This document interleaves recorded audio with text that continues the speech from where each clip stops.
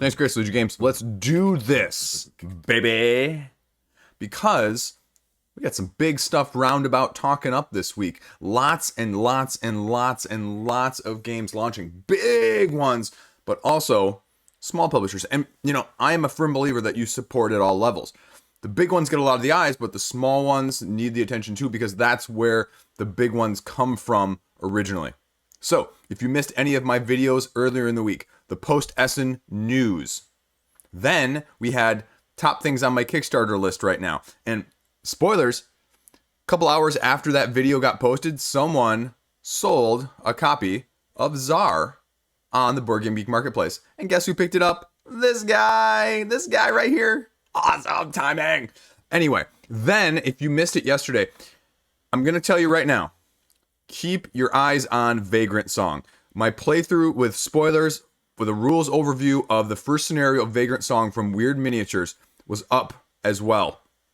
And it's a serious Game of the Year contender, folks. If you did not have it on your radar, you should have it on your radar now if you like any sort of different style of dungeon crawlers. It's fantastic so far. Now, there's a lot of things going on with it, and there's definitely some pros and cons, but you need to be aware of it.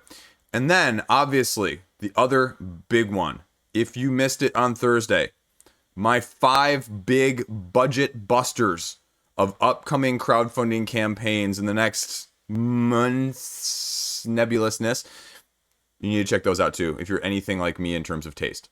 So, with that recap over, thank you for watching. Let's get to this. There is a ton of stuff, and we are going to start with the big stuff. So let's just get right into it. So, here we go. Unbreakable. Too Many Bones. I said it was going to be big. I said it was probably going to be the biggest one in a long time for them because they're pulling out all stops in terms of this last Too Many Bones saga-ish. And now if you're not familiar with it, well, I mean, I'm not going to go into too much detail, but it's Chip Theory Games. You're going to pay a premium price for a premium product for an RPG-esque chip builder, character builder RPG style game. And I mean, I'm filming this right now, less than 12 hours in, and we are at 1.3 million. Now, some of the other Chip Theory Games campaigns, whether they have been on Kickstarter or wherever, they have sort of had this plateau effect, where they will often just plateau and just kind of stop because they have not done a ton of stretch goals in the past. And their main selling point, to be very frank, is we offer a premium product at a premium price. And as you will see the text down below, they offer it, period. And this is tried, tested, and true at this point for less on the campaign with a flat shipping rate, they're saying this time, better than at retail. Just is. And so you know what you're getting from that side of things, because there's not going to be extras that are going to be like all of a sudden thrown in at retail. You're going to get everything here. It's just going to cost you more later. So if you have interest, this is always the best way to get Chip Theory Games. And so what are you actually getting? Oh, you can see I'm not logged in. And you can't see in this case that I'm actually backing this. I am getting right now the Too Many Bones Unbreakable standalone because I looked at this Unbreakable hero and we'll talk about it in a second. It's just too much stuff. I just don't need that much stuff, and it's $220, and you're only saving $20 from retail for all of the things that they're giving you. That's less than like $5 per item. So I mean, and that's fine because you're probably saving on shipping too if they're offering you a flat rate of shipping. But anyway, so they give you this little primer of where to start on Too Many Bones. And I mean, they're very direct, they're very forward, they're very engaged in the community, and they say, you know what, like if you're trying to get in on this, this is not going to be the best pledge level for you because we have something called the Ultimate Completionist, where they advocate people not to get it. And so you'll also see how many people are actually getting it at this point. Now, the interesting thing here, I was not planning on seeing this, and I'm surprised that they did this because there were like 600 last time because they forgot to cap it on Kickstarter. And there are 10 strategist pledges, and I completely forgot when it was going to launch today, and I'm sure I wouldn't have gotten it because I'm sure people are using bots now to get this and, you know, cheat and steal it, but, you know, maybe they're not, and maybe people are lucky enough to get it, but the gist of this, well, before I go back up top, is that you get a copy of Unbreakable and every copy of every future base game that Chip Theory ever crowdfunds, period. So let's go back up here. What's actually in the box, because it talks about a little bit of the background. And what else do you need to know? I mean, it kind of goes through things. Okay, great. The 2 gear locks, a whole bunch of the new stuff, and, you know, all the chips and that sort of thing. So, I mean, it's probably not the best price point bang for your money, but it goes through the 2. And these are really kind of interesting, these gear locks. I was really intrigued. I actually read them this time. Freedom Fighter, you know, kind of cyborg gear lock, if you will. Cybernetic augmentations. And then this one, Figment. This sounds really cool. This sounds really up my alley as sort of a chaotic, anything goes sort of thing. Time manipulating gear lock, changing the flow, changing the rounds, initiative order. Where will he pop up next? So, I mean, that is, if that wasn't sold already, I'm sold now. Again, you're getting a couple new tyrants, I think 5 new ones, and then they talk about how you're going to be playing it. And I'm not going to go over that. I'm going to skip that because if you either know it or you don't, and you can read it there better than I can give you a summary in the same amount of time. And so then they talk about what is new on this, though. The lava battle map, which I talked about in the preview in terms of the new mechanics that are going to slot in there, and you can have those change anytime, so you can't just stay in the same place, so that you're going to potentially take damage if you do. And so they're going to have new powers in the tyrants that are going to interact with these lava chips as well. New baddies, new skill layouts, new tyrants. We all talked about that. And again, here is the why pledge now. You're getting it for less, period.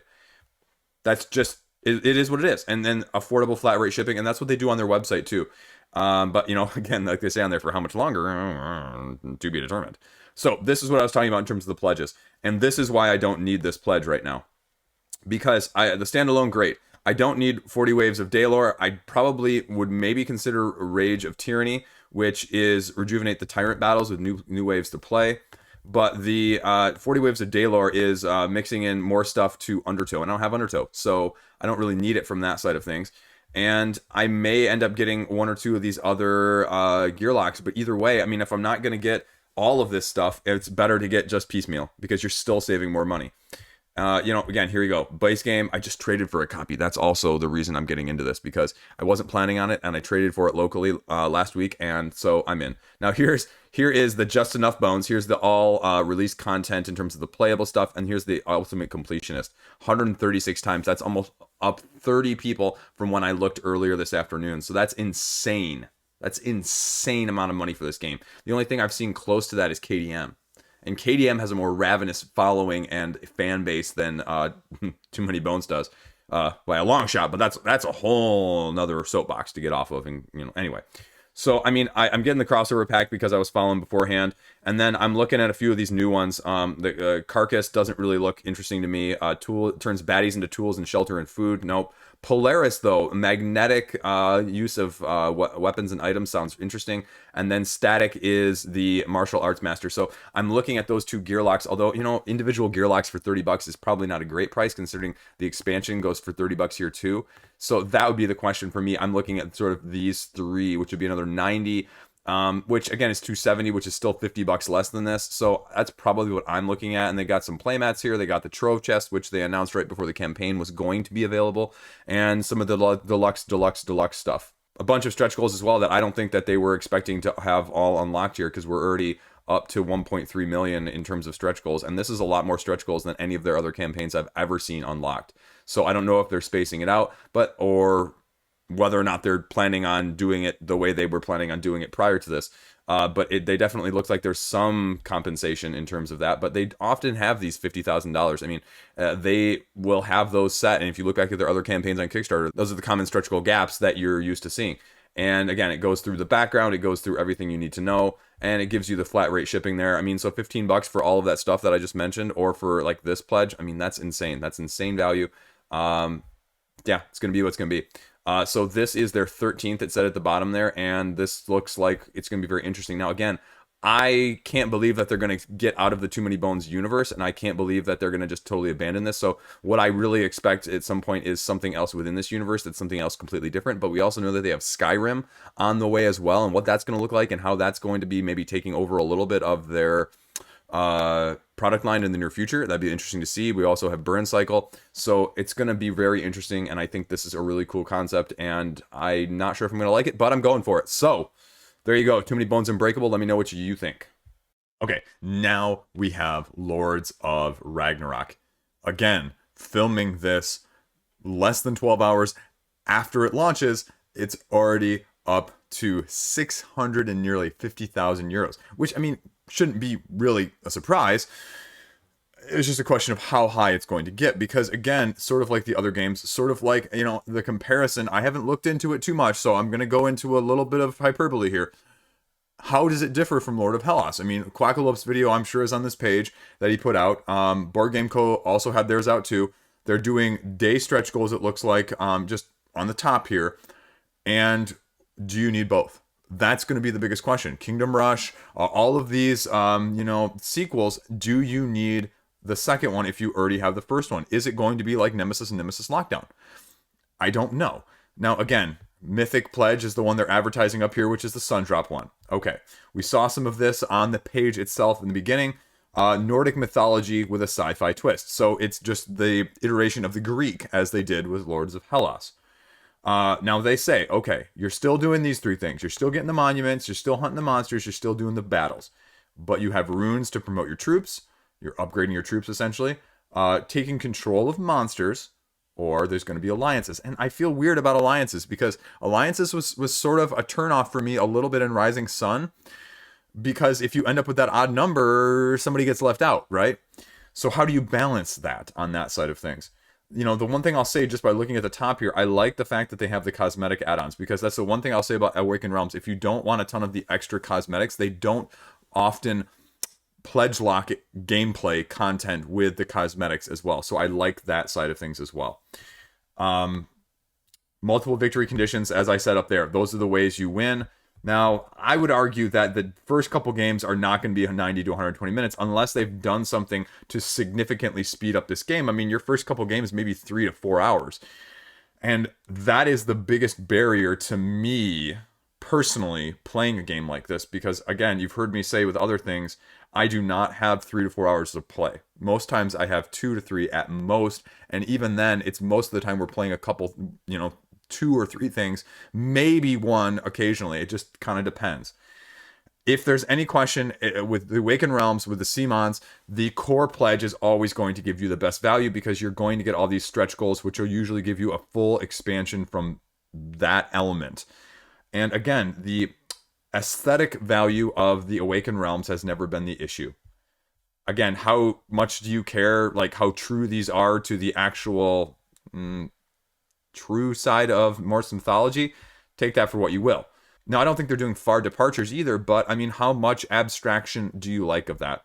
And so that's the question, especially with this sci-fi theme. I mean, they look cool. That's never the question. Sundrop, for me, probably at some point I would consider it, because again, I don't paint as much as I would like to, but that's the question. You saw the gods, you saw the monsters, you saw the heroes. This map, and there's this action wheel in the middle, and again, it looks like a bigger version of Blood Rage, just off the periphery, from everything from the aesthetic to the areas to the round trackers down there. I have no clue. I haven't watched some of the videos, so this round action wheel, how prevalent is that going to be? Are people going to like that? That's going to be really the issue. Now, again, because you're getting this as, you know, the free stuff, there you go. We're going to see more as it comes out, and I'll probably do a Should You Back video as well for this. And you know that there's going to be a couple expansions. You know that there's going to be more cosmetic add-ons than are just listed here. We'll get down to a little bit here. Let's see what they have. Okay, this is the one you get, I think, for following beforehand. Enhanced everything. The terrain expansion, for some reason, I believe, was one of the things that was hard to get for Hellas if you didn't get it originally. Yeah. Going through some of their other games, just the big channels. The big channels. That's what you're going to see on these pages. That's okay. Big channels, high production value, good quality stuff. Nothing we haven't seen up above. A little bit of extra explanation. Now, the question is, as I mentioned, the alliances up there. Is it alliances with, like, creatures or gods? Is it alliances with other people? Interesting. I'm not really sure. Create your own asymmetric strategy. I mean, I really like that. I like not being pigeonholed, and I think that was one of the critiques of Hellas, was some of those objectives were a little bit easier to go for, or you found yourself trending towards that, or many people did once you got to know the game. Again, I'm not speaking for other people, but that's a lot of what I've heard and read. Again, miniatures, not a concern from that side of things. price. Shipping is going to be what it's going to be. So I mean, again, you know, I'm gonna be critical of this too, because, you know, if you're gonna raise this much and you're gonna expect this much money to be pledged, I wish there were more actual mechanics. I wish there was more turn phase. I did not see the rule book anywhere. So those are the things that, you know, I know you have a good reputation and solid stuff. I mean, that's why you're listing these, but I would like to see that. I would like to see that. I'm not making them immune to criticism just because they're, you know, the most funding right now. Or second most funding this week, actually. Any other week, they'd be the most funding. But those are the things that I would like to see, and they're just not on this page. And again, it's clearly not stopping people from pledging. It's not stopping me from pledging. I'm not logged in here, but if I was logged in, you'd see me backing the core pledge right now, because I am. But that's the concerning side of things. I don't... With Awakened Realms, as I said in the upcoming video previewing this last week, can you show me restraint? Like, yes, you've done 3 of these things. Yes, you're making it more. Yes, you're making it unique. Yes, you're making all this asymmetry. But am I going to have another episode of Etherfields or Tainted Grail where there were definitely some issues to iron out, especially in the second wave? I didn't look at the shipping closely down here at the bottom, but did they actually say there's going to be 1 wave or 2 wave? Yeah, split wave again. So, I mean, if you feel so strongly about this game and you need to be on the hotness, or if you're some of the big content creators, I mean, a lot of the people get split wave. I mean, I have not done anything but single wave. But look at that. Even the single wave, this is worth pointing out. Frickin' March 2023. Folks, that's almost 2 years away. 1.5. But if you believe that they're going to be on time with this, because they haven't been on time with any of the other 2-wave stuff, any of the other single wave stuff, then this is not going to be accurate either. So you're going to be looking 2 years out. Now, again, nobody needs this game next week or next year even. And you're going to put probably at least a year between these waves. Which, that's the one thing I'd say, is if you have all of this done, why not come later? Why not come to crowdfunding when you can say, you know what, we're going to have this to you in 9 months and, you know, a year and a half. As opposed to a year and a half and 2 years, essentially, is what it's going to be. That would be my biggest concern. Because they're, you know, they do a great job and they're thorough and they're deep. Some of that QA should have been done prior with some of the other campaigns. It should have been. Some of the errata shouldn't have been there. Some of the issues that were raised with Etherfields, with redesigning the whole board, like, those shouldn't be issues. There was no mention of them prior to the campaigns. There was no mention of during the campaigns. There was no mention of them prior to the first wave getting to people. Only when people started getting it outside of the initial realm of things were some of these issues brought up. And that just makes me go, okay, well, what's going on in this side of things? As much as I love them and as much as they're putting out a great product, those are some things I would hope that, you know, after 12, 13 projects, we're starting to iron out. We shouldn't be still ironing out some of those things. So I hope that some of those things get ironed out. You know, hire somebody for a rule book. Hire Paul Grogan. Get one of those guys on top of this so there's not a lack of clarity. There should be no issue if you can raise this much money and put this much into all of these other aesthetic aspects, that a rule book should be clear, concise, and precise. And I expect that of the small projects. I expect that especially of the big projects. Like I said, I'm backing it.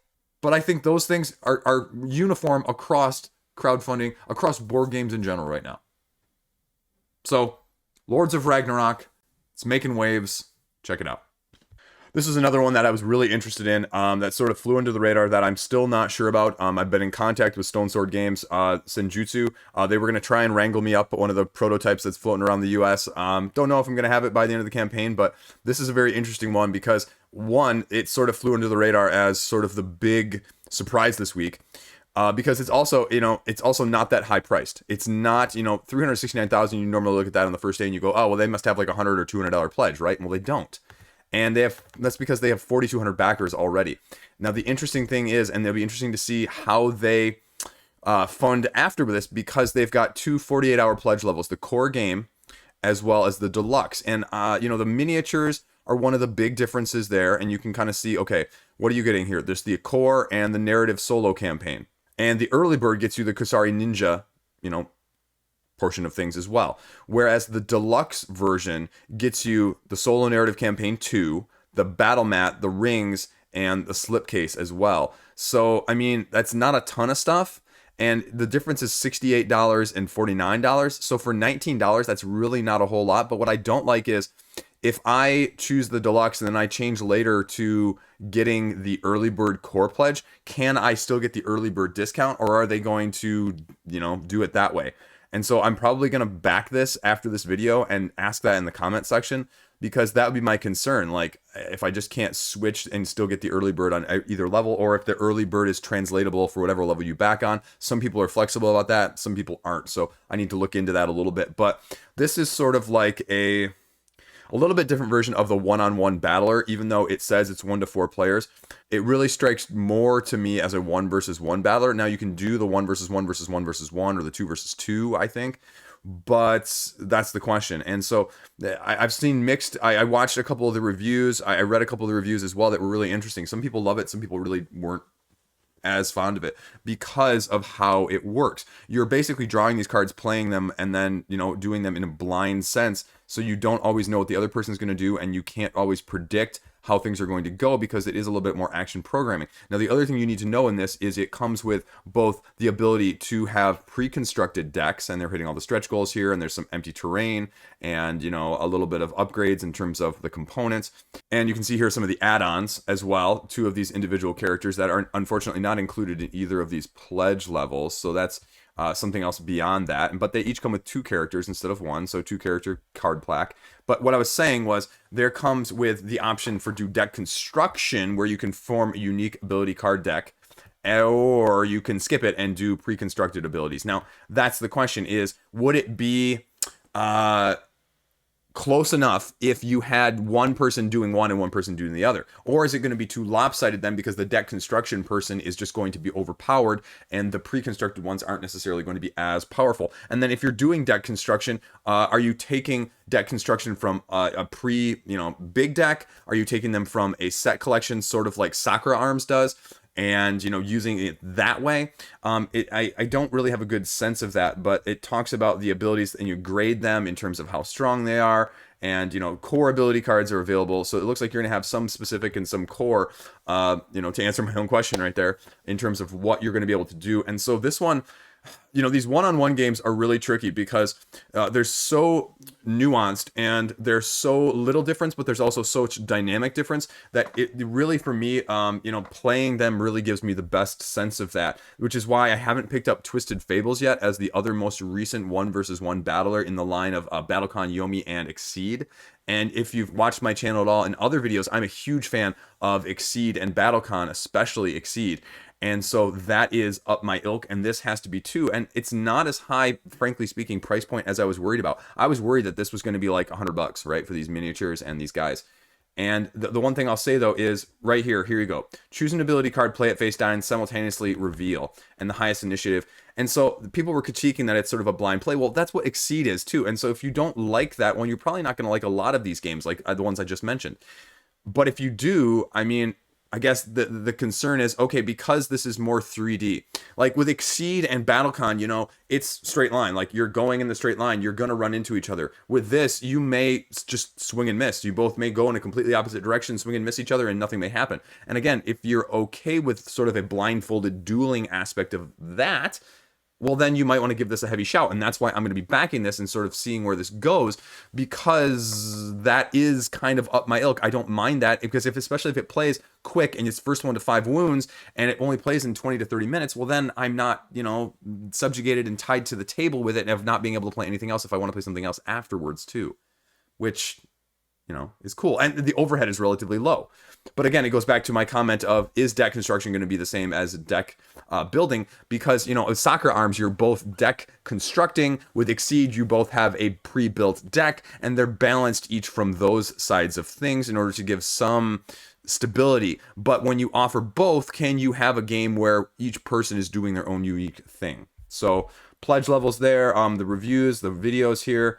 Yeah, I mean, just check it out. I mean, I'm super interested. This has been a super rough like 3 or 4 weeks for me in terms of backing, and they've got the rulebook here and it's on Tabletop Simulator. So again, there shouldn't be all the question of what it entails, whether or not it's for you is the real question. And again, even reading through the rules on this, sometimes how the dynamic actually works, rule books for this sometimes are not enough for me. But like I said, I'm going to be backing this. The other interesting thing here at the very end is they say they are doing a series. And now this one, this Daimyo doesn't sound that interesting to me. 4X, okay, you know, controlling strategy game, leader, warlord, rescue and secure, and unite Japan. But this one, YUGEN, cooperative, narrative-based miniature dungeon crawler, playing as a ninja defending the homeland. That sounds awesome. So sign me up for that in 2023, right?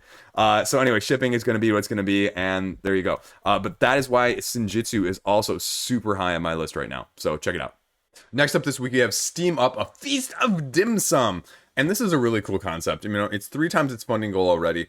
It's definitely a different game, and sort of as a, I don't want to say engine builder, but it's more of a set collection style of game.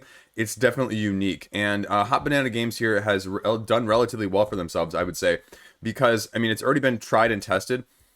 Because, you know, I've mentioned these in a couple other games that have had them. I don't know much about the Otto Award. I know a little bit about the Ion Award, but I know more about the Cardboard Edison. So the stuff that comes out of Cardboard Edison is tried and true. Like, there's not a whole lot of question that you're going to be getting a good game. It more becomes, is the game for you? There's not a whole lot of risk of, is this going to be a solid game from the stuff that gets to this point here? And if it's getting these 2 others, I mean, again, I don't know them, but those aren't probably easy things to get either in terms of competition nowadays, as we're seeing more indie designers. So what are you actually doing this? And they talk about dim sum. Dim sum are basically these little appetizers that you can get in this culture. And again, this is a really great incorporation of the thematic side of things. You know, 12 Chinese zodiacs with asymmetric abilities that you're going to be starting with, and you're going to be moving these dim sum steamers around, and you can only take from the ones that are in front of you, but other people have the ability to rotate it as well. Gain and spend these food tokens in order to get those individual steamers onto your plate, and then you get to take some of the dim sum from there and put it on your actual board. And it's set collection, so the more you have, the more points you get. There's going to be fortune cards that allow you to sort of change the game in the first place, and then there's fate cards that change big things in terms of the game itself. So person with the most points at the end wins. Tons of videos, tons of reviews, no question of that. Standard edition, $47 US, and does that mean there's a deluxe edition too, I'm guessing? Deluxe edition, $64. Okay, so what are you getting with that? Okay, you're getting the mini expansion. Okay, and then I'm wondering if the stretch goals are going to have deluxeifications too. So that's not very much in terms of that. So I'm wondering if some of the stretch goals are going to be as well in the expansion to give it more value from that side of things. Oh, upgraded molds instead of just the little cardboard chits we saw, and upgraded scoring markers. That's cool. I mean, I don't nearly need it, but this looks like a cool game. Like, I would definitely want to try this one. This is very well could be up my ilk, because I think this is something that would really appeal to my wife as well. Not that she is a big fan of dim sum in the first place, but it's something that would have the visual appeal and the thematic appeal for her. So I definitely say check this one out. There's a reason it's doing so well. And so if you have any interest in more of that different set collection style of things, check it out. Next up is Circadians Chaos Order, and then they're doing a second edition, I didn't realize this, of First Light, and those are 2 completely different games. Chaos Order is the new one, that is the area control one, and First Light is the original one in Circadians, and I forget what sort of mechanics it uses. Anyway, so 61,000, this is Garfield Games, but this is something like completely unique and different. Like I said, 2 to 5 players, area control, and it's got a lot going on. It's a 2 to 4 hour game, and if someone's telling you up front it's a 2 to 4 hour game, it's probably not going to be that short in the first game or 2 that you're going to play. So that always worries me from that side of things, because that is not my group style of things. But I know a lot of you guys like this, and if you know Garfield, no Kickstarter exclusives, so they're 100% okay if you want to wait. So they are very upfront about that. I love them, leader Chip Theory Games, for just their frankness about this sort of thing.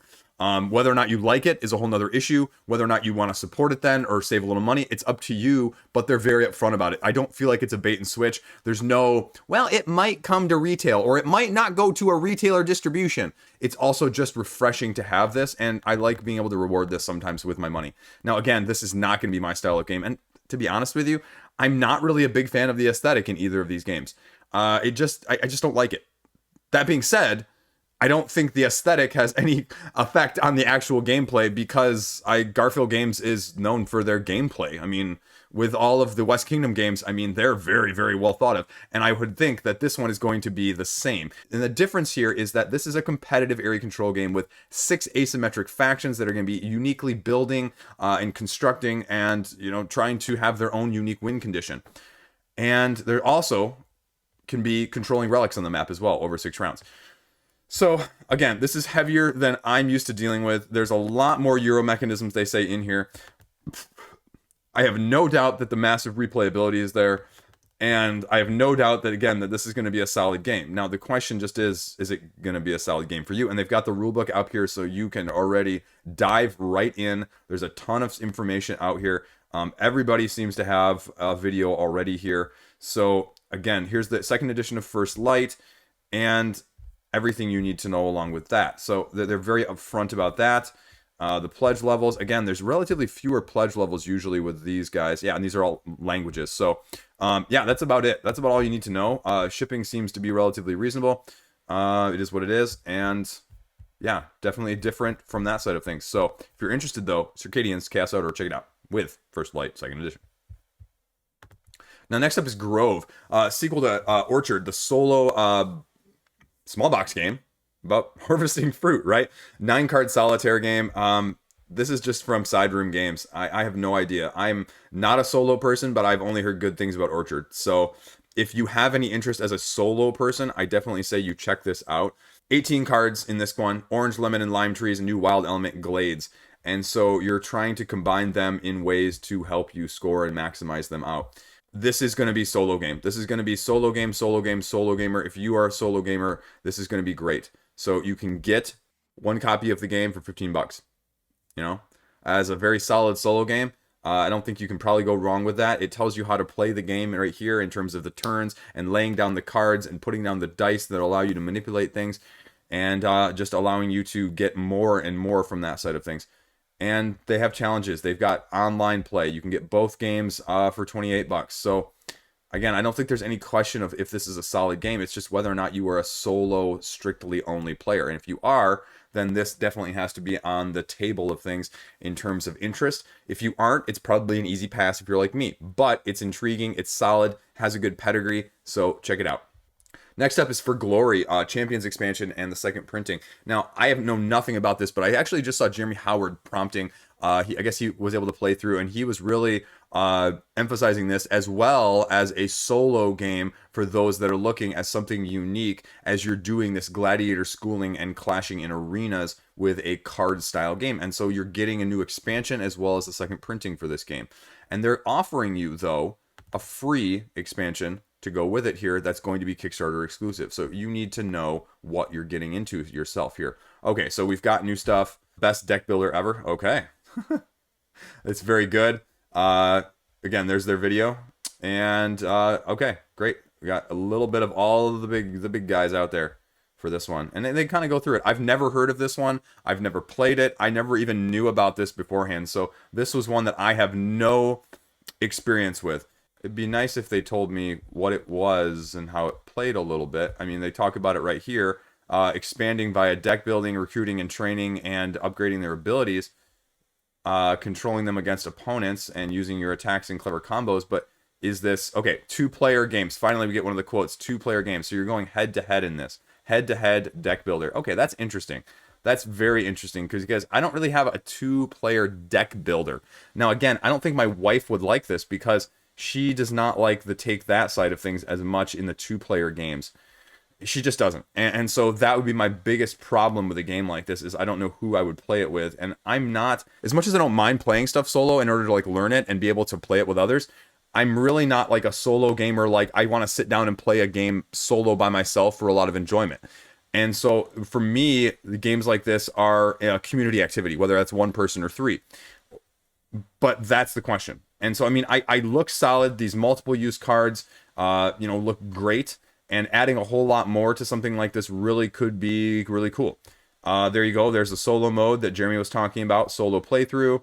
Jeremy's got like 3 or 4 quotes on here. That's awesome. And there's a bunch of other quotes from everything. I don't really like the font, though. The font is kind of, it's kind of hard to read in places. But yeah, just more and more and more. Additional free Legends expansion. I mean, this is one that I'm going to probably click Remind Me on. Not because I'm sold on it, but because I think it might be worth a shot. Now, the question is, again, what is it going to cost me? Complete collection is going to cost me $59, which isn't horrible. Because I don't probably need the premium. Because I don't need the tokens and the coins. So, I mean, $59, that's not bad at all. For getting both. Well, for getting both and the Legends expansion. So, 2 expansions plus the base game. That's not bad at all. So, yeah, more videos down here at the bottom. Okay, awesome. For Glory. Check it out. One I never even knew about. Next up, we have Caral. And again, this was one that they just recently announced. And this is from Funtail Games. And you may know them from some of their other projects like Glenmore 2 and the Glenmore 2 Highlands game, which was the sequel expansion that just came out to backers like real right now.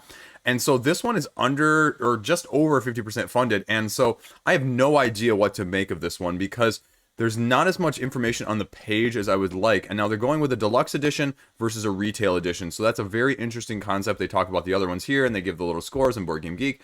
And they talk about, well, you're going to be building these pyramids and you have the ability to choose what size of pyramids you are. And there's going to be high strategy and high tactics and high, learning curve in terms of the variations as well, because you have 6 modules that are going to go along with this.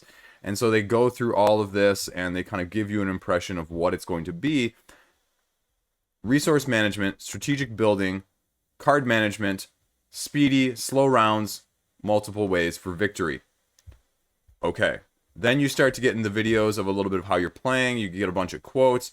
And then you get to see what's in the box. And they talk about the 2 exclusives here in terms of these characters that are going to be doing stuff that's different. That is, deluxe in that sense. But the problem is, like I said, is you start to get, okay, they tell you the characters, you start to get a sense of, okay, what are you actually doing?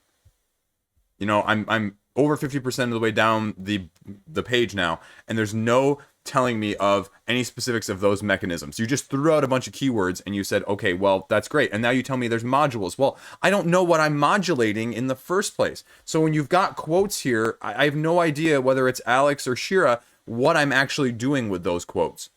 And then they talk about, okay, there's the modules themselves. They don't have the rulebook up yet on the first day. And again, I mean, it's not like the pedigree is, I mean, Klaus YUGEN is, well known for a lot of stuff, especially Carcassonne. So, I mean, it's not like you're going into this with the, low expectations. But so far you've seen, okay, I don't know what I'm doing yet, right? I don't know what I'm doing yet. I don't know what I'm doing yet. I don't know what I'm doing yet. Here's some reviews. There's no information apart from these videos that tells you how this game is actually being played. But I mean, I'm willing to give it a look at some of this stuff and wait for the rule book. You can already see I have it saved, but there's no information that tells me what the game is actually doing in here. Like, I have to watch a video, and even with these scoring conditions, it doesn't tell me anything. It doesn't tell me anything. And I wonder if that's why it's off to, I don't want to say a slow start, because 20,000 is still, very good, and they can very easily hit their goal without any trouble. But when you look at this, you don't get a sense of what the game is doing and how it's playing. Like, I don't care, even give me text. Like, hey, you do this, and then you do this, and then you do this. Or give me a GIF. Give me something else on the page. Give me a rulebook on day one. Even if there's a rulebook, I could at least have a sense of it. So it really needs to have a little bit more on that side of things. But I mean, again, I'm going to check it out. It's very interesting to me, especially if it's very tactical and a little more abstract. I'm going to keep my eye on it. So that is Caral. Next up is the relaunch from City of the Great Machine, and they're funded. And this is the sort of the trend we've seen with some of these mid-sized companies with these games lately that don't fund the first time around. They're funding second time around with differences. Now, Crowdy Games is, they've reached out to me, and full disclaimer, and I may get a copy of this to be able to play a prototype before the campaign ends. They've actually already reached out to me too as a separate, because not only are they a publisher, a designer, but they are, a media company too. And so they're talking even about maybe possibly sponsoring me in terms of like video side of things. So nothing is set in stone, but I thought I'd throw that out there for you guys. I've talked about this as the quote was in the other one. A tale as old as time itself. Machines and the great uprising against our machine oppressors. That's what this game is. And this game is a little bit different though, because it's not really a dungeon crawl. A lot of those other one versus manys are dungeon crawls, and this is not that. This is really different from that side of things. And I love steampunk. And again, you've got all these big reviewers up there already. And again, the question is, and I wish they would have just put it at the top here, like, hey guys, we didn't fund the first time, but this is why we're doing it a second time, and this is what we changed. Because I think that really helps projects to say, hey, didn't I see this one before? And then people go, oh, well, this is what they've done. Oh, we saw it with Three Tail, especially. That was one of the more recent ones. But, you get a little bit of everything here. It talks about the deluxeifications with the stand-in heroes of the more miniatures and the more stand-ins to be unlocked. And it goes through some of the characters that you're going to be able to do and the modules that you're going to have in terms of the hero side of things. I guess maybe you don't want to look at them as heroes. Depends on which side of the war you're on, right? Darth Vader did no wrong. Anyway, servants of the Great Machine. Here's another module that they have that are unlocked and that are going to be part of this game. And so again, it's solo as well. I didn't realize that. So what are you actually doing though? The critique that I just leveled at Caral is there's not as much detail. Now it tells you about the modularity and the possible arrangements of this board that you don't see, and you're going between areas because it's really areas where you're trying to get resources and cause these riots to occur if you're the heroes, and you're choosing this with hidden movement. So I mean, there's different aspects of this than just a dungeon crawl, because again, you're having to use a lot more resource management and movement rather than combat. And again, victory conditions being different. You see the progress board, you see some of the miniatures here. Again, it's very intriguing from a different side of things. And they have the rulebook up here. Now it's a little bit longer rulebook, but it's probably worth the read if you're really interested in this game, because I think sometimes those are the most telling things to tell you, okay, am I okay with these mechanics? Again, a bunch of videos here. And everything that goes along with that. So I think that's mostly everything at this point.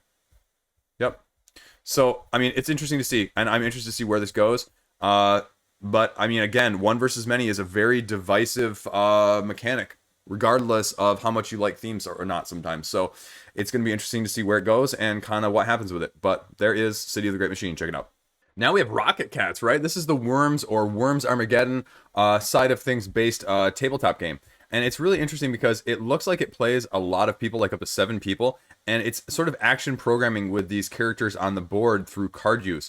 And so I was really intrigued to see how it actually plays out. And they've got a couple reviews, they've got a couple things here, and I haven't had a chance to give it a close look, but you can already see I've got it saved. So I'm going to be taking a lot closer look this weekend.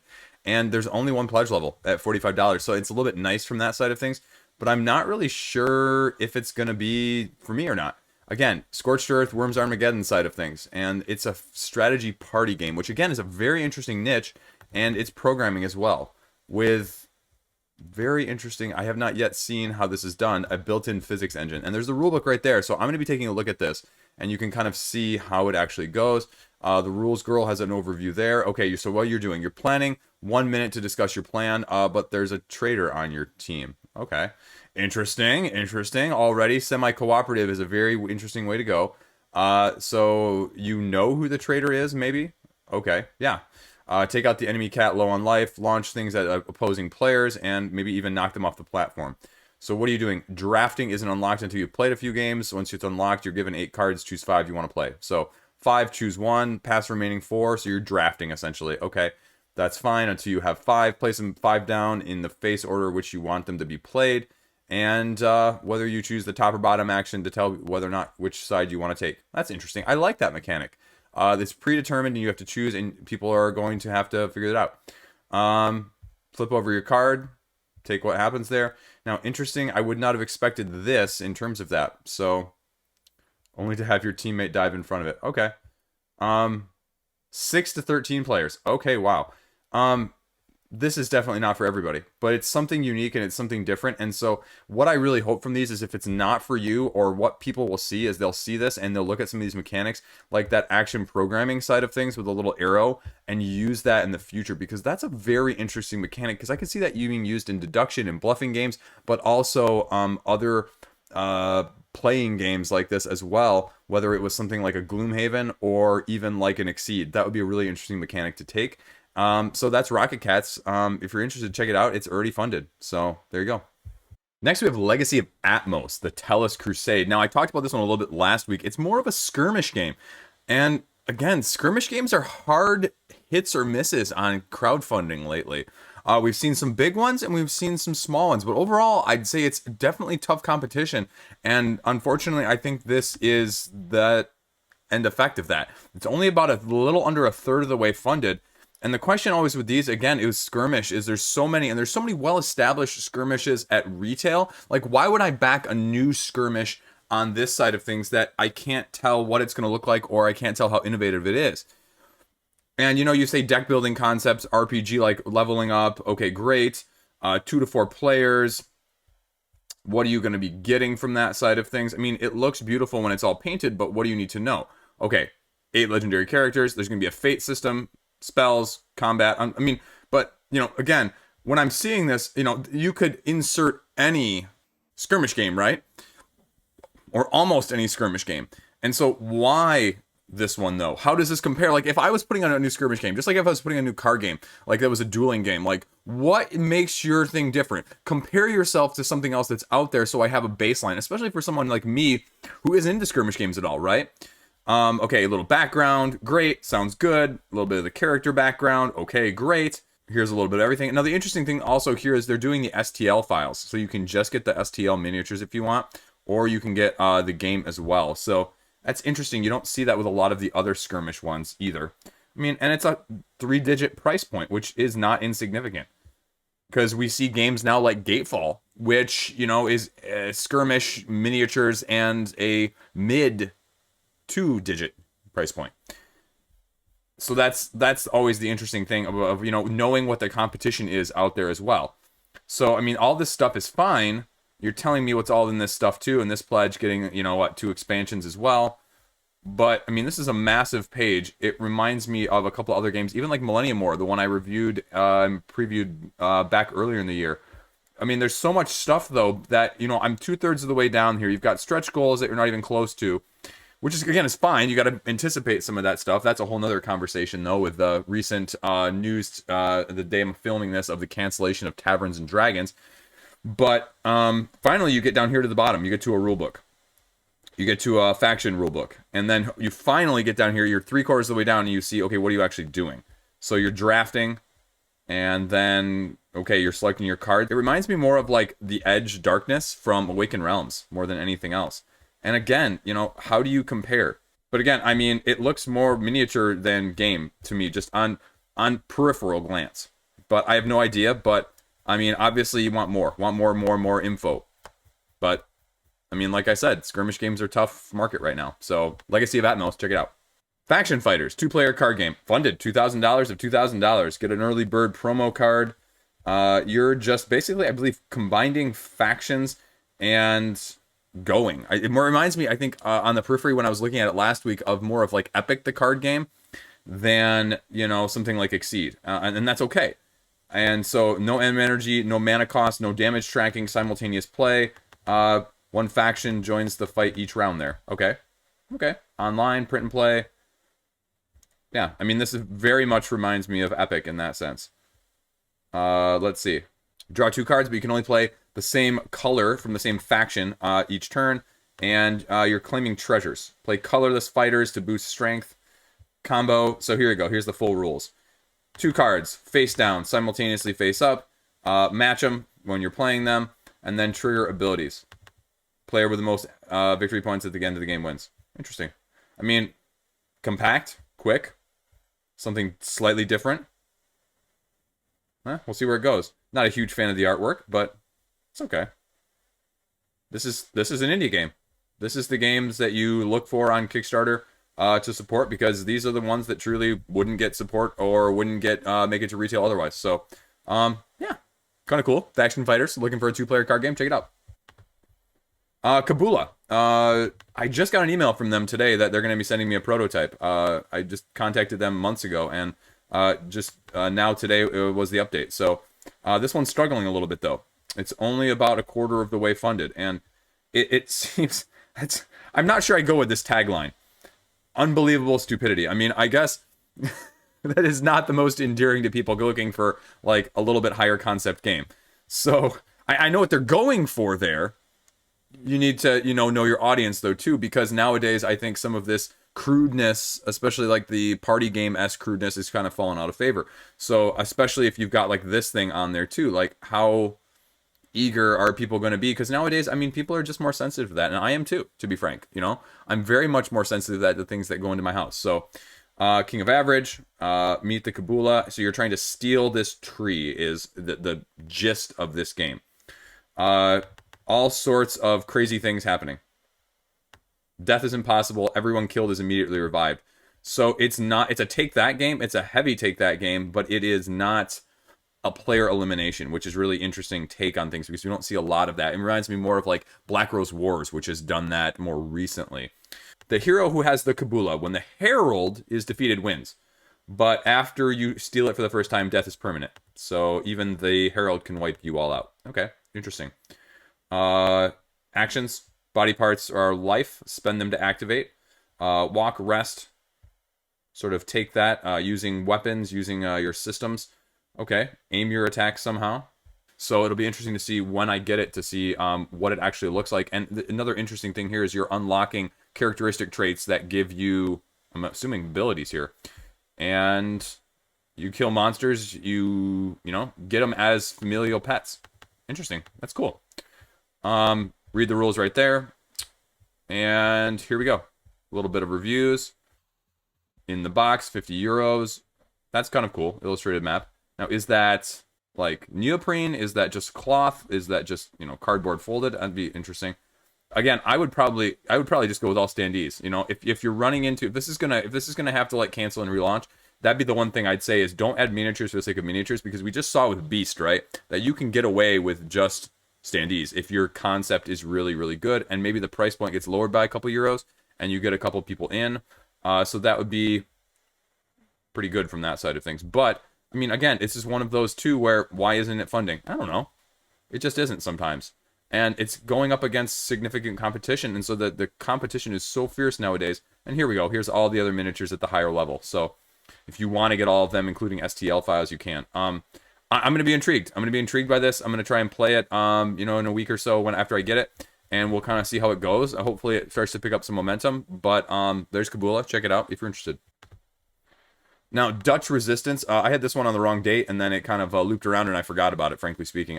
There's so many games launching on Kickstarter right now, and especially Kickstarter, let alone GameFound, that it's tough. I try to get all of them in that weekly upcoming one, but even then, there's stuff that slips through the cracks because there's so much stuff going on right now. Co-op scenario, pick up and deliver, resistance during the Second World War in the Netherlands. It's almost funded. It's a Euro game that is set in here. And again, another award winner, Zenobia Award finalist. So you know that the content that you're getting in terms of the gameplay is relatively solid. Rulebook is right there.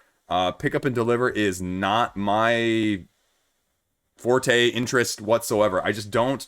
My mind and pick up and deliver just do not click. Let's see what we got going on here. Ooh, that's expensive. 55 euros. I never would have thought that much. 12-minute how to play, cooperative pick up and deliver, like I said, scenario based. You got to make sure your morale is good. You got to make sure your alibi is tight, and you have to make sure every place is safe so the Nazis can't occupy or raid. Okay, give you a little bit of rundown of the 4 phases over 2 periods, the night and the day period, and why back now? Yeah, I don't see a game like this necessarily coming to retail. So I mean, you are going to pay a premium for some of these premium indie games, and again, that's okay. You just need to be aware. Because also the other issue is, you're paying almost half the price for shipping as well nowadays. It's a third. So, yeah, definitely interesting. Different interesting concept. Don't see a lot out there like this, especially with these mechanics. So, Dutch Resistance, Orange shall overcome. Check it out.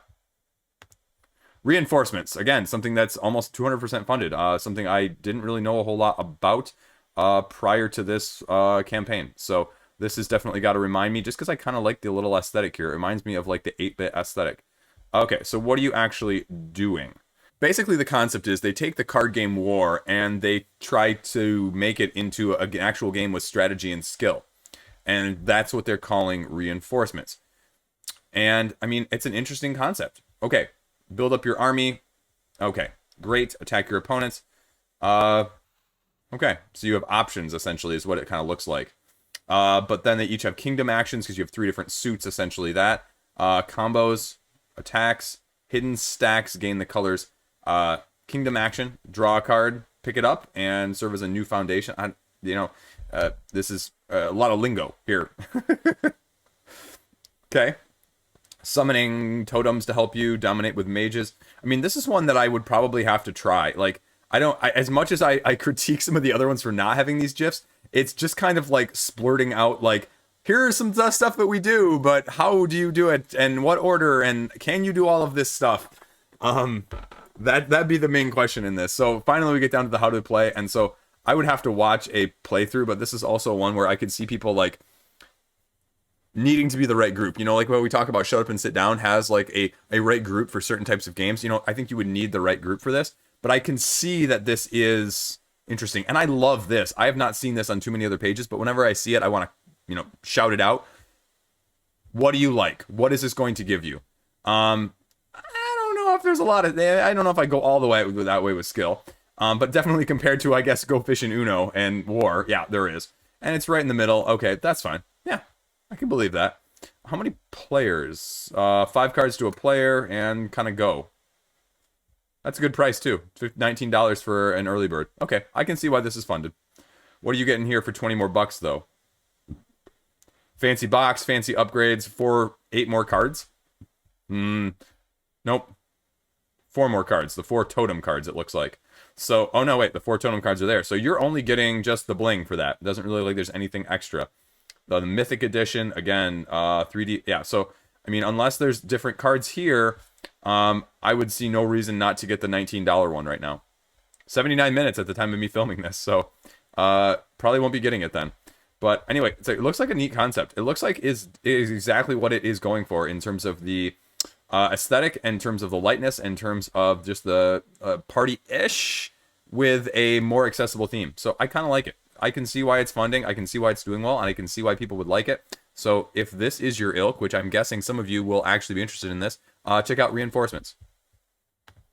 Next up, we have Viking Raiders. Unleash your inner Viking. Again, something that's funded, $7,000. You are trying to get the biggest navy, biggest clan, and biggest amount of loot. But you want to avoid final backstabbing as well. So 2 to 6 players, 45 to an hour. Let's see what we get here. Start taking turns with the concepts. They say it's going to be really quick and easy to get to the table. Set up cards so you can remember. Okay. Decide how many victory points you need to win. So variable game length as well from that side of things. Deal your cards, and then, okay, so what are you doing, though? Draw cards, use cards to buy stuff, play a card that has an action. So set collection, push your luck, hand management. Okay. Rulebook's right there. Run through the cards here. Let's see, what are we getting here? Okay, about 30 bucks. Just under 30 bucks. 46 bucks gets you a playmat, and lapel pins, and more player mats, and everything else. Interesting concept. It seems fine. I don't really see a whole lot to... Okay, we got some videos here. Something that's really going to catch my eye, but again, like, this is one of those where I probably wouldn't want to watch the video because, I don't think that the page necessarily does it as much diligence as maybe some of these videos and these quotes. And as much as I hate saying this, I might move some of these up to the top of the page so that people can see, because otherwise I don't get a great sense of what I'm actually doing up here in that way. So, I mean, you're getting cards and buying cards and doing those cards, but what do those cards do? How do those cards interact? So, again, just another small indie card game that's funding. So, Viking Raiders, check it out. Pachamama on GameFound. Now, is this funded at this point? Let's check. So we are, about almost 50% funded, Pachamama.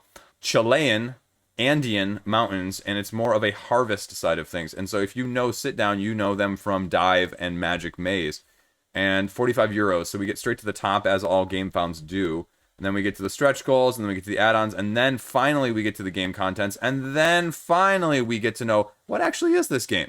So you're going to grow crops, and you're trying to use Mother Nature, and Mother Nature will reward you if you do it well, otherwise you suffer her ire. Again, exclusive discs, the scenarios that you're getting, and then a lot of the stretch goals are just additional discs too, I believe. The rules are there. We have a couple big videos from Quackalip and Board Game Co. But, you know, I'm already, again, past all their videos. We've already hit the pledge manager, and I don't know what we're doing, right? I see nothing about the actual mechanics, again, on this. I mean, I'll say it, and I'll try to be consistent. There's nothing on this page apart from these videos that even tells me. And I have one preview, one review, and one preview in English. And that's not a whole lot to figure out what the game actually does. I know there's a rule book, but again, I need to see something on the page that tells me what to do. Why do I want more of these discs? What is unique about these discs? Why should I care about these discs in the first place? None of that is on the page, and it's just incomplete. And I'm seeing that more and more nowadays. And I have to feel that some of these campaigns are really suffering because of a lack of information on the page. You know, I don't mind videos. I'm a person who makes videos, so I want people to use the videos as a source. But I also want to be able to look sometimes and read. Like, I love reading written reviews sometimes as well, because it's a little bit quicker and it gives less personality, but it gives me a quicker gist so I can dive in or know if I want to dive in later. So anyway, that's Pachamama. Next up, we have the classic Who You Got in a coin flip battle of Hamsters versus Hippos. Already almost 200% funded. Interesting concept. This is a push your luck point value gathering game where you're flipping these tiles over and trying to get the most flowers, and if you get a hippo, you're eaten. The last one out there each round wins the round and collects all their flowers, and then the person with the most after several rounds wins. That's it. You know, that's all you really need to know. It's a very interesting, cute game. Let's see what the price point is. I'm curious. Print and place $5. Day one backer $35. That's a little more than I would have expected. That's deluxe. Okay. I wonder though, and I'm glad they went with this though, because I hate the early deluxe or the early rewards that do not fund the campaign, because then things will stall. Because $5 is $5 on a $35 game. $5 on a $100 game, it's a little bit more palatable for people. $5 on a $35 game, again, it's not a huge deal for me if I really want the game, but I wonder if you're going to see some, plateauing from that side of things. Variable player board. Again, this is something that you can see. Okay, wow, different player count. I'm going to be putting on more tiles. And then you enter it and flip. Find the flowers, avoid the hippos. 4 rounds. Okay, there you go. Playing around tells you, again, I mean, like something like this, I don't need fancy videos. I don't need anything like that. Each turn you get 2 actions. You must move, and then you must either move again or leave the pond. Or when you go to another place, you flip it over. Okay. If you choose to leave, though, you bank. If you step on a hippo, you lose any ones that you've already collected. So, yeah. 4 rounds and you're done. Yep, I can see why it's funded. Looks great. Very great, straightforward concept. People are going to like it. It's going to be light. It's going to be easy to play. It's going to be easy to get to the table. Can play it with my kids. Cool. Hamsters versus hippos. Nature's biggest rivals. Valroc also talked about this one last week. Now, this is a worker placement, like it says, sort of auction bidding game. Now, I didn't realize it was more worker placement, actually. But they're about 30% of the way funded. So let's see what we've got going here. I talked about this where you're trying to tame creatures and you're trying to upgrade your mages. And oh yeah, I guess from they said like the upgrading mages would be like the worker placement side of things, I guess. Again, the aesthetic is fine. It is what it is. It's not the most appealing from that side of things, but that's okay. Okay, you get an expansion. Going with the expansion already from the get-go. Deluxeification. How to play. Draft the creatures. Place your wizard and your assistant there and resolve each phase in the tournament phase. Assistant does the dirty jobs. Get some more magical power. Complete quests. So these are all the worker placement sort of things that you can do with your character, if you will. Okay, little stretch goals. The creatures that you're going to be seeing. And then the importance played onto the elements that you're going to be needing to hunt. Okay. Rule book right there. More than a few videos. Yeah, I mean, the concept sounded better in my head. I'm not convinced by what I see here, and I guess I'm not the only one with it, sort of being at this funding level at this point. I don't have a huge inkling for worker placement. And so already from the get-go, even though you're combining it with the fantasy side of things, which I love, I'm just not sure. Because I'm also not seeing how these are going to interconnect. And I don't know. It just doesn't click for me for some reason. And again, it's one of those I can't put my finger on. And it's one of those that seems really good, but yeah, I don't know. Again, stiff competition this week. One of those where I wouldn't be surprised if it relaunched and you saw improvement, but stuff is just hard fought this week, and stuff that funds sometimes is surprising, and stuff that doesn't fund is also surprising. So anyway, check it out, Valroc. Now we have Somewhere Under the Rainbow. This is the unicorn poop game. If you remember me talking about it from last week, you're using your resources sort of as an engine builder, resource management style of game to recycle rainbows and get unicorn poop. Anyway, again, things I never thought I'd be saying on a video. You're collecting it, you're making rainbows, and receive these cubes in return. A rainbow is created once you have all 6 colors, and then you use it to prepare unicorn food. 4 rainbows have been created, the game ends. Let's see what we got here going on. Okay, we got a little dice tower-ish. Rainbow maker, they're calling it. The triangles, the poop tokens. They're going full board with the theme there. Tokens, food cards, mystery cards. Okay, that's a little bit more than I was expecting. I didn't know if there'd be a deluxe, but let's see. Kickstarter Standard Edition versus Kickstarter Deluxe Edition. And now this is the interesting mechanic, multi-layered tokens. And so that's really kind of cool, actually. Challenges instead of stretch goals, which is also very, very cool. I'm a big fan of that, actually, because it has a little bit less FOMO. So you're voting on this for the Advent challenges, and there's 16 doors and 20 days in the campaign, so they're all going to be unlocked, and there's going to be a special one at the end. So it's not really stretch goals, it's just daily unreveals, I guess. Daily reveals. Whatever. Unreveal, reveal, you know me. Indigo, should that be part of the rainbow? You get 20 comments, and then you get a new card. Okay. Gameplay, here we go. So what do? You pick through and get a line of movement, and you can only travel as far as your eyes can see. You visit the village to store it, and then you get to choose one of these actions, at least one in whatever order you like. So you can spend to buy ingredients. You can trade it in for cubes, depositing at least 2 of the same color, and earn points by combining 2 ingredients to create a food to feed the unicorn. Okay. So, I mean, yeah, it's like an engine builder, resource management style game. Let's see. Here we go. Here we go. Here we go. Here we go. Here we go. Here we go. Lots of videos. That's cool. Shipping is going to be what's going to be. I just wish, are some of these going to be deluxe and non-deluxe? I guess that's really what we're going for there. Some of this stuff, but it doesn't list some of what this stuff is, right? I just want to make sure I'm not, like, missing it. I can't tell. Just the storage? Oh, no, wait. Here it is. So, anyway, here it is, because I'm an idiot. Glow-in-the-dark box sleeve, wooden rainbow maker, as opposed to maybe a wooden one. Wow, that's all wood? Okay, that's pricey then. Plastic plungers, upgraded dual layer boards, foiled game cards. So, okay, it's deluxe. All of it's just deluxe. It's not gameplay content locked, so that's good at least. Okay. Yeah, there you go. Already way overfunded in less than 24 hours. So, Somewhere Under the Rainbow. Check it out. Now we have Downtown Chase. Again, I talked about this one last week. This one's almost 50% funded. I mean, 40 backers, so you're looking at over $100 a pledge already if you're doing that math. So for a game like this, that's a little bit lighter.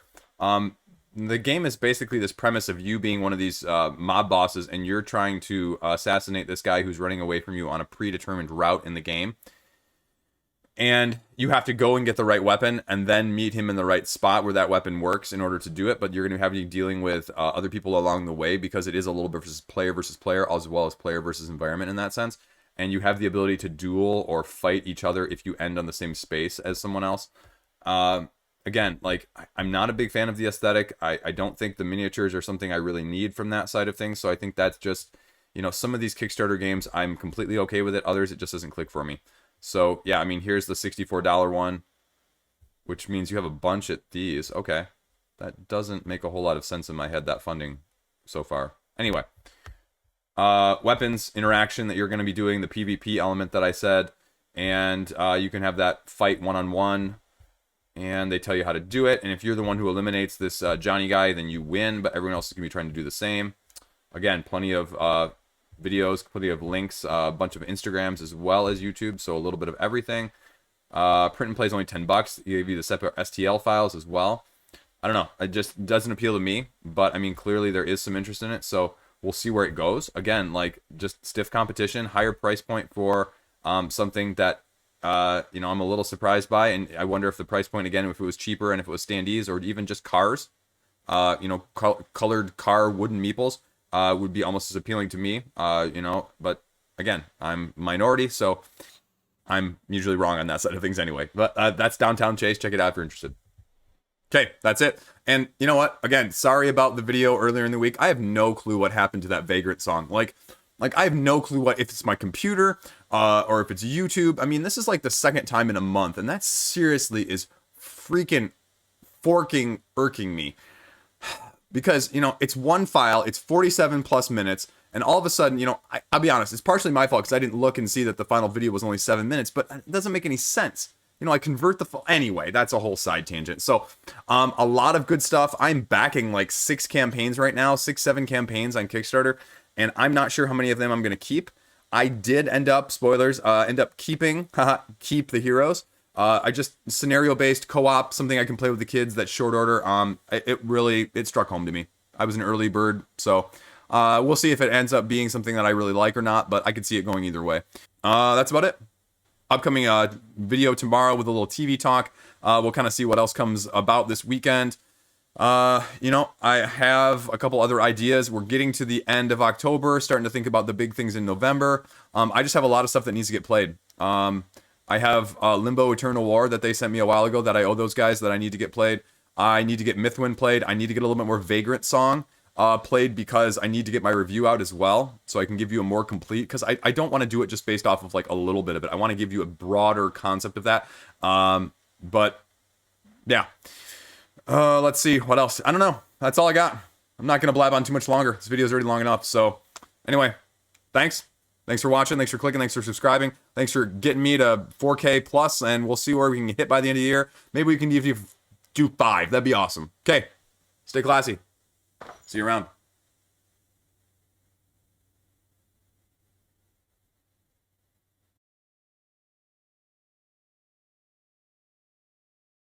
Another Racher.